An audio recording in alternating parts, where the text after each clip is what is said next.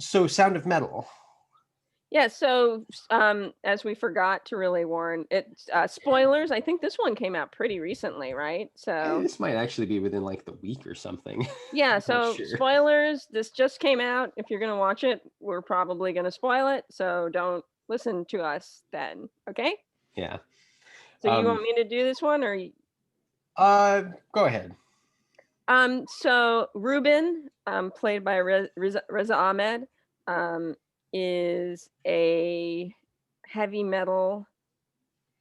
Riz Ahmed, sorry, is a heavy metal drummer, and he loses.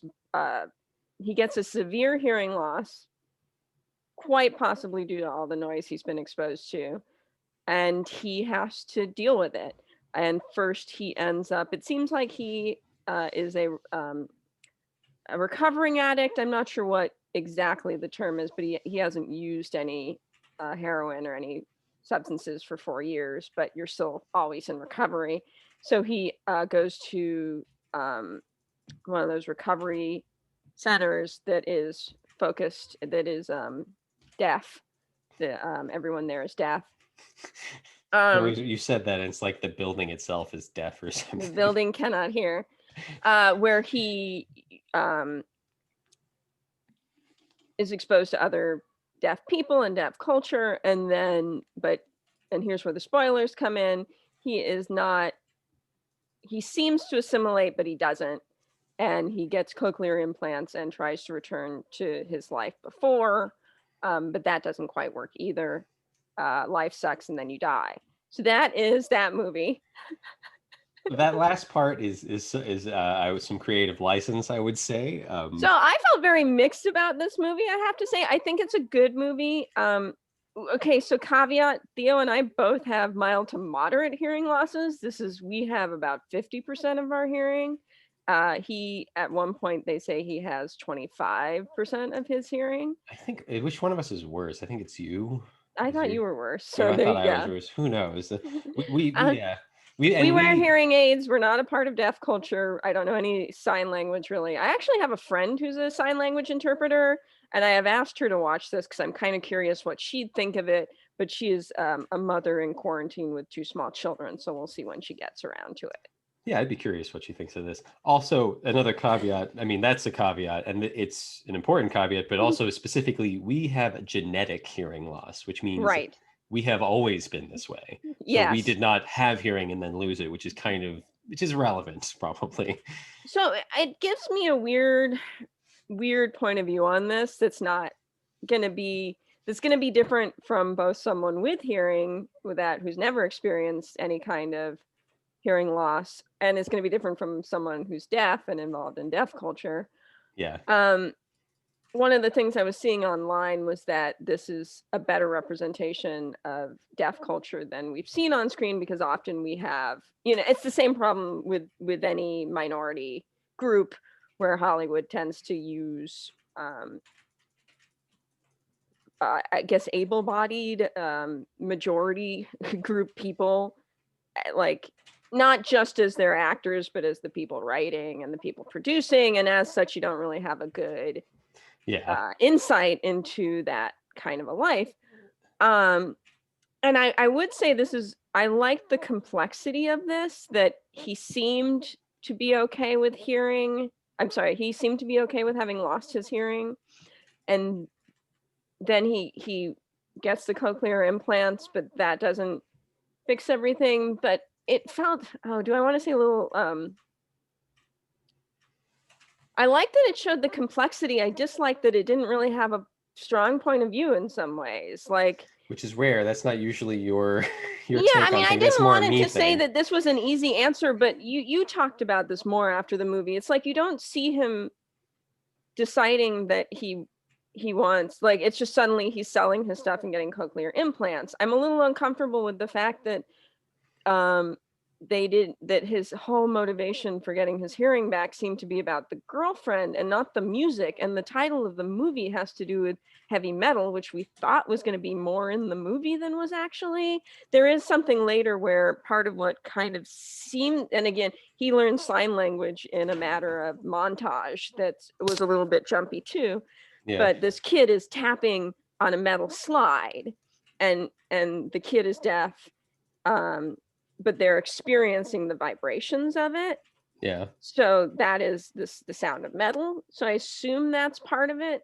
But to me, if you're a musician and you lose your hearing, the music's really important. But he sold all his musical equipment, so he could get the cochlear implants to just get back to the girl. And I'm a little uncomfortable. And then they don't end up together.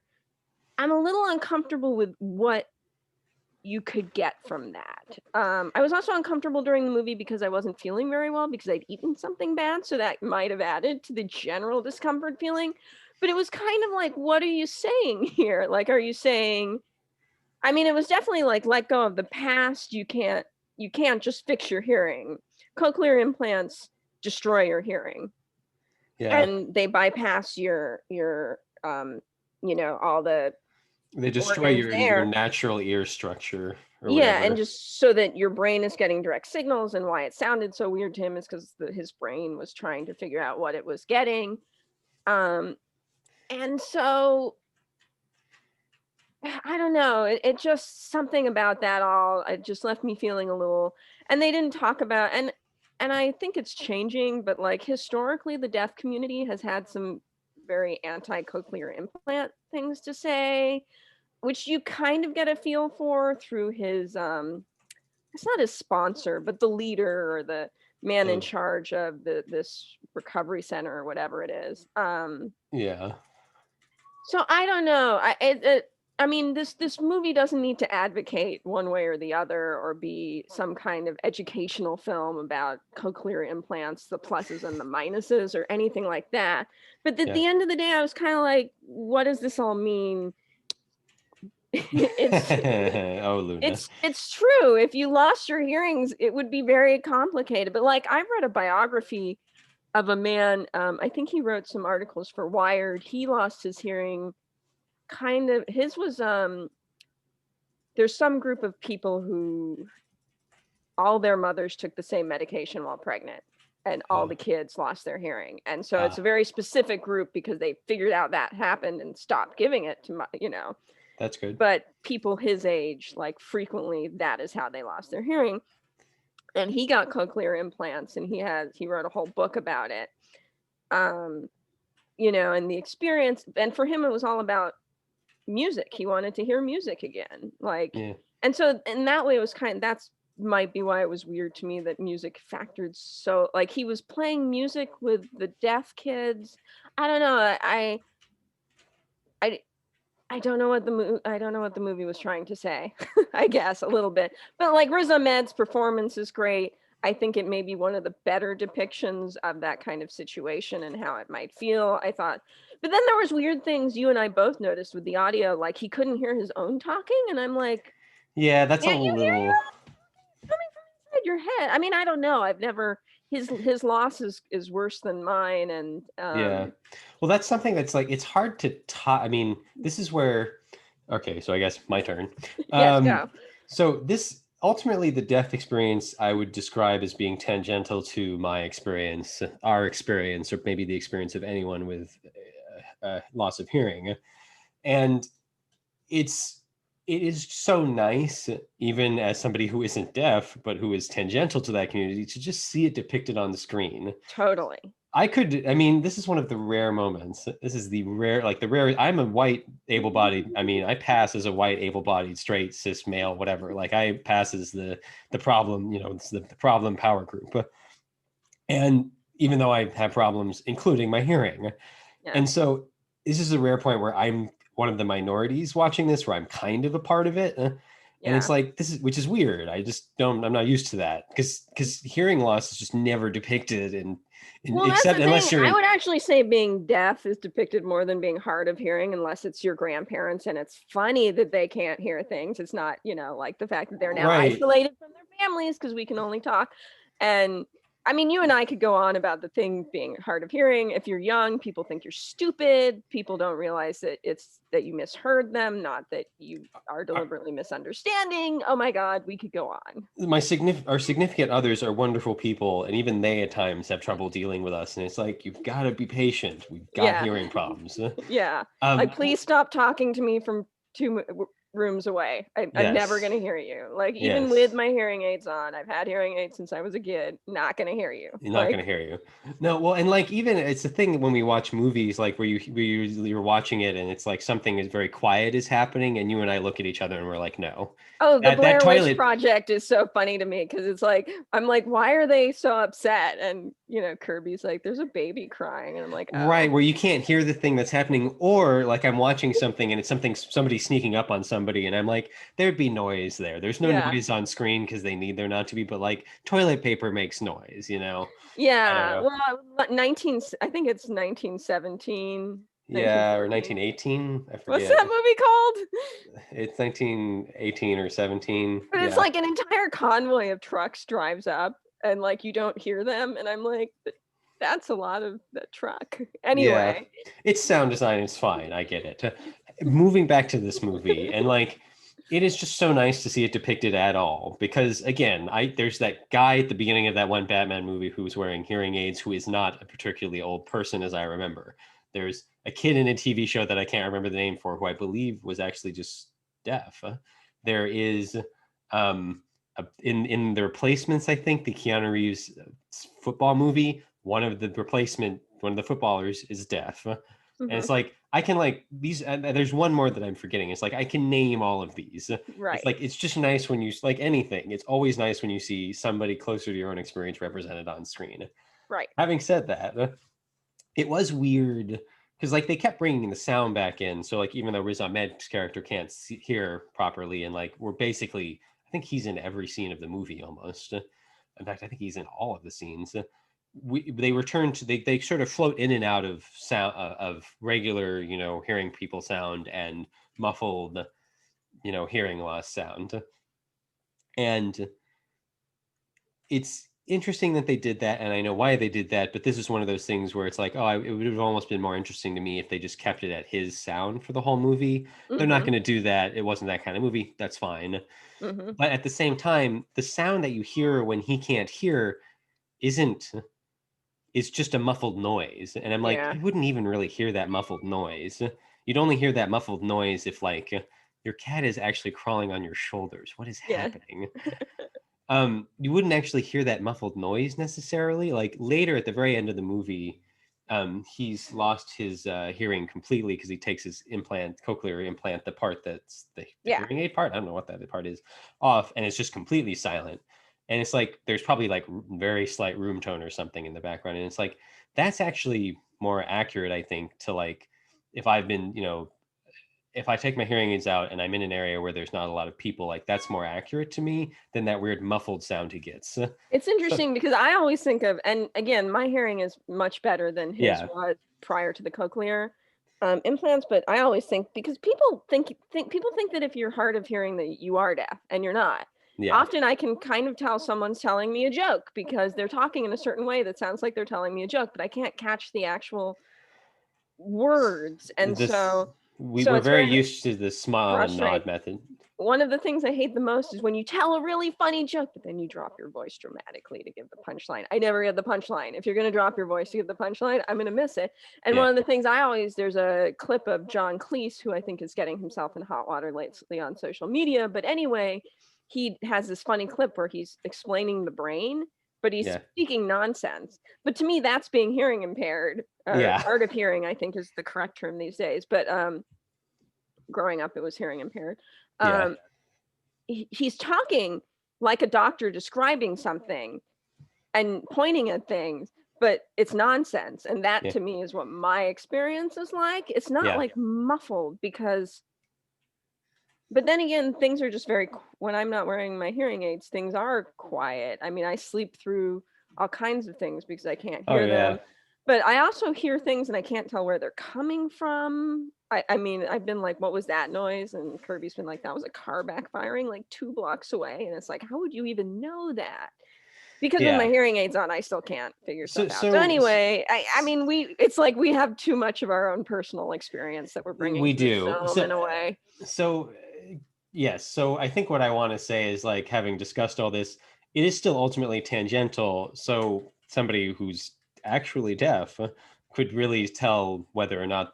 Well, I mean, they couldn't really tell whether or not it's Well, accurate. someone who's lost their hearing as an adult. Yeah, could do something with this movie, but it's that weird thing where it's like, and I'm one like somebody who's a part of the deaf community and doesn't have a cochlear implant can't hear the movie, so they can't really comment on the sound in it, Right. other than maybe their own experience and like, well, this or that in this movie wouldn't, right? So it's like I'd be curious, like, there's got to be articles. Somebody out there somewhere is going to get these articles out, so I'm going to want to read them. But it is that weird thing where I was distracted at times by it, and this is an entirely personal thing. Yeah. Where and the thing where your own voice is all vibration in your head. Yeah. So the fact that he can't, there was a few scenes where he can't hear his own voice that well, like when they've muted the sound as if it were him listening and his hearing, and it's like he'd be able to hear his own voice. I'm pretty sure. And that's why I say this movie is, for me, it was just it was kind of uncomfortable, and that's not necessarily. I mean, that can be an interesting place to be with a movie, but I don't know. I was just, the other, so moving past that part, the other reason we're uncomfortable that you talked about earlier that I'm now going to relate to Joker is, to me, Joker was politically vague. Like, it has this thing about, like, don't be mean to people because then they'll be mean to other people, which may or may not really be how it works. We've had fights about this, which is what Theo is. Yeah, it's reacting to. Yeah, anyways, but so like that's, and it's kind of vague about like what it's about to me. And so to me, this movie, Sound of Metal, is kind of vague in a similar way, not about politics really, in terms of, because like Joker is actually about like governmental and like societal politics. This is more like interpersonal politics, but like he's not doing well. And then there's like one scene of him in a room yelling and writing, and then like right after that he seems to be doing better. We like missed a step there. Like, to me, this movie was actually missing dramatic elements. Like there's scenes missing where we don't see him grappling with like, well, I can get an implant but it's not going to sound the same, which that scene is nowhere in there until he has it on and it's working and it sounds weird. And it's like he would have had that scene before. I mean, that would have been something he'd have grappled with before that in real life. So there's actual scenes, or someone missing. Would at least have tried to tell him whether or not he paid attention. But people are going to explain. I mean, people are going to explain that you're destroying your. I mean, he knew his existing hearing was getting destroyed, so I don't know. And so it's actually missing those scenes, and so, and then it's like his arc is complete, but like the story almost didn't feel complete to me. Like, stories are supposed to ask questions. Well, I should say stories often ask questions and give you answers, and there's usually like one big narrative question and then like a bunch of little ones on the way. And to me, there were just places where those questions were missing. Like he's getting better, and then it's just him interacting with people for a little while, and I'm like, this is just more of us seeing that he's doing better. It's interesting, but like this isn't exactly in response to something, because like him doing the drum things, that's neat, and that's like almost a response to like how he'll interact with music, but then that goes away. So it's kind of like we get a question earlier about how he's going to interact with music when he's deaf. Then he's doing the thing with the kids with the beating of the buckets, except that then that's not touched on again. So right, and then he sells all his music supplies, and you're like, but I thought that's what this movie was going to be about, and it's not. So it's I would describe it. This is another one of those movies where like we want more of these kinds of movies that depict deaf people or hard of hearing people or anything. Even if there were more movies, this wouldn't be like, oh, this is a bad movie. It's still a good movie. It's just lacking, I would say, in areas. So, yeah. No, I completely agree. I think I still want, despite my discomfort and some of the things where, like, I'm not sure I can accept at face value what I was given. I hope people watch this. I mean, I think it's a point of view we don't get to see, and even if I'm questioning it a little bit, like I think that's not a bad place to be. Yeah, and I forgot one other thing I wanted to say. One last thing. I watched a movie, I forget what it's called. It was a documentary, and it's about like being there's a kid with autism in it. It's a particularly difficult to interact with kind of autism. There was little people. I think that's the correct term. Little people. There was a gay man. He's the one who wrote the book and who helped make the documentary. And then there's actually there's another group, guy with autism. Anyway, so there's like these different people who are on different, outsider perspectives of things. And there's for the little people, there's this interesting part where there's a meeting and they're all discussing like, well, they're trying to do these gene therapy or gene altering things where when you have kids, you can make it so that you can mess with their genes so that they end up a certain way, which includes editing out all these actual diseases. Dwarfism. Well, actual diseases, but then also dwarfism or any of the different words that go with being a little person, and how that community is like, well, we don't really want them to do that because there's a community here and we're valuable even though we're little, and there's something for genetic diversity and so on and so forth. And I am not knowledgeable on the subject perchance. However, it does touch the whole, like, cochlear implants are not like super amazing things yet. I mean, they're good. They make somebody who can't hear anything hear something. And if you want that, that's yours to get. But the whole part of the movie of Sound of Metal is like, you don't need to be fixed if you're deaf. Mm-hmm. And I would agree with that you don't need to be fixed if you're deaf. But if you want cochlear implants, why not? Again, I'm not a part of the deaf community. I'm not speaking for the deaf community. I'm just my own opinion. Mm-hmm. So there's a weird aspect to it to me where it doesn't really go into that. Because the deaf community, and again, it may be changing over time, but they were originally very anti-cochlear implant, in part because of potential destruction of the deaf community. And I understand the discomfort with stuff that's like eugenics, like, well, yeah, that's what I was going to say. That you beat me to the punch. This starts to feel, no, you're good. This feels like eugenics at a certain point, and like anything. Like any complicated issue, it's not about whether or not it's happening or not. It's like, where do you draw the line? Like, if people have an illness, we want to cure them of that illness. Right. If you do it by genetics, which is a kind of eugenics, I guess, that's probably fine, but you have to draw the line somewhere, or you have to figure out what's good or bad. And some people rush forward with scientific advancement and just say, well, we should just do it and it'll make it better. And then 10 years later, we figure out, oh no, wait, we killed off an animal by doing that or something, So there's a complexity there that I know about a little bit. Well, and that's okay, sorry, I have a thought, but let me let you finish. I was just going to say, this movie doesn't, like, it's there in the background somewhere. And that's fine if the story for Riz Ahmed's character felt personal enough. I got emotional in a few places, so it wasn't like it was missing it. But it's kind of like, it's in the background. They don't quite touch it enough. They don't need to because it's a personal story, but then the personal story feels too intertwined with some of the other stuff, so it doesn't always feel like it's just a character story. So I ended up I wanted more of that, and it wasn't there because it almost seems like it should be. So this is where it's like, it's complicated. I'm not entirely sure. Well, and that's where, I mean, and we may have already said this, and I don't want to beat a dead horse, but that's where it's like, you don't need to go over the complex issues that surround cochlear implants in this movie. This movie is not here to educate people about cochlear implants. Right. But yet it feels like it cut a corner by not showing some of that. And then by having it seemingly all be about getting back together with the girlfriend. Whereas to me, like, the music, like, if you cannot hear, you cannot experience music. Yeah. You can go to concerts and feel vibrations, and so you can experience music. Let me not. Yeah. But what I mostly hear from people who lose their hearing is that they want to hear music. And so to have him be a musician and then not have that seemingly factor in was very, like, it's like the movie showed that things were complicated in some ways, but then cut corners in others. And that kind of bothered me. Yeah. I'm not even that attached to music personally. I actually am not a big music person, but I mean, music is a big cultural thing. So I don't know. It just, and then don't have him be a musician. Yeah. Like, That's almost I like don't know a what short. that was about then. It's a shortcut. We talked about this with like Leave No Trace and You Were Never Really Here, I think. Yeah.